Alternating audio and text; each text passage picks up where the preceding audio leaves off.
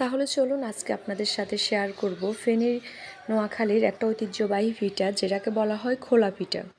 আমি আজকে আপনাদেরকে তৈরি করে দেখাবো কিভাবে খোলা পিঠা বানাতে হয়। এখানে আমি চাউলের গুঁড়া নিলাম 2 কাপের মতো। তো আগে পানি গরম করে নিলাম, কুসুম কুসুম গরম পানি, একবারে বেশি গরম হলে হবে না, কুসুম কুসুম আর কি। ওই পানিগুলো আমি দিলাম, দেওয়ার পরে আমি এগুলাকে ভালো করে নেড়ে চেড়ে একদম আঠালো করে ফেলবো, একদম গোলালে যেরকম হয় সেরকম করে ফেলবো। একটু একটু করে পানি দিতে হবে, একসাথে সব পানি ঢেলে দিলে হবে না, হাতে রেখে পানি দিতে হবে যাতে করে বেশি পানি না হয়ে যায়। দেখুন আমি একটু গুলে নিলাম, এখনও আরও পাতলা করার বাকি আছে, এতটা ঘনত্ব হবে না। এই ফাঁকে দিয়ে আমি একটু লবণ দিয়ে দিয়েছি, যেটা হয়তো আমি স্কিপ করে গেছি, কারণ আমার একা হাতে ফিটার আটাটা গুলতে হচ্ছে, আবার ক্যামেরাটাও ধরতে হচ্ছে। দেখেন আমি একটু একটু করে পানি দিচ্ছি, দিয়ে আস্তে আস্তে গোলাচ্ছি আটাগুলা। দেখেন একসাথে দিলে হয়তো পাতলা হয়ে যাবে, তাহলে পিঠাটা ভালো হবে না। আমি এখানে একটা হাঁসের ডিম ভেঙে দিয়ে দিয়েছি। হাঁসের ডিমটা এখন ভালো করে মিক্স করব আটার সাথে, এমনভাবে মিক্স করব যাতে করে একদম প্রতিটা আটার ভিতরে ভিতরে ঢুকে যায়, না হলে পিঠাটা নরম এবং সুন্দর হবে না। দেখেন আমি কিভাবে গুলতেছি।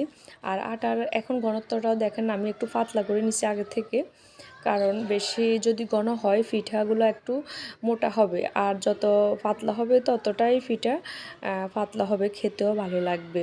কারণ আটা যদি পানি কম হয় তাহলে চিতই পিঠার মতন হয়ে যাবে। এটাকে আমরা খোলা পিঠা বলি। আমি আগে থেকে চুলায় খোলাটা বসিয়ে একদম গরম করে নিয়েছি ভালোভাবে। এখন আমি 1 চামচের মতো আটা দিয়ে ভালো করে ঘুরিয়ে এটাকে রুটির মতো করে গোল করে ফেলবো। আমি যদি ঠিকভাবে ক্যামেরাটা ধরতে পারতাম তাহলে আপনারা বুঝতেন যে কিভাবে আস্তে আস্তে ঘুরিয়ে এটাকে গোল করানো হয়। দেখেন আমি ঢাকনা দিয়ে ঢেকে দিয়েছি, কিছুক্ষণ পরে আমি পিঠাটা হাত দিয়ে তুলে নিয়েছি। একদম আমার কোনো কিছু লাগে নাই যে ওটা ওঠানোর জন্য, এটা আমি হাত দিয়ে তুলে নিয়েছি। এখন আরেক চামচ দিয়েছি। এভাবে আমি কয়েকটা পিঠা আপনাদেরকে তৈরি করে দেখাবো কিভাবে আমরা পিঠাগুলো বানাই। শীতের সকাল, হাজব্যান্ড চাইলো যে প্রায় আমরা শীতে বেশিরভাগ আমার হাজব্যান্ড এই যে চাউলের গুঁড়ার পিঠাগুলো খায়। আগে খেজুরের রাব দিয়ে খেত, এখন আর ওইটা খায় না, কারণ সে ডায়াবেটিসে আক্রান্ত, মিষ্টি জাতীয় জিনিসগুলো কমই খায়। এখন অনেকটাই তরকারি, মাংসের ঝোল, ভাজি এগুলা দিয়ে খেতে পছন্দ করে। চিনি বা মিষ্টি জাতীয় জিনিস একবারে ছেড়ে দিয়েছে।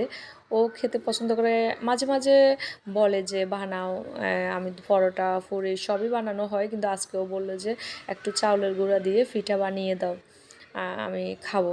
তো পরে ভাবলাম সকাল সকাল তো ক্যামেরা ধরার মতন কোনো লোক নাই, এক হাত দিয়ে ক্যামেরা ধরতেছি, আরেক হাত দিয়ে পিঠাটা বানাচ্ছি।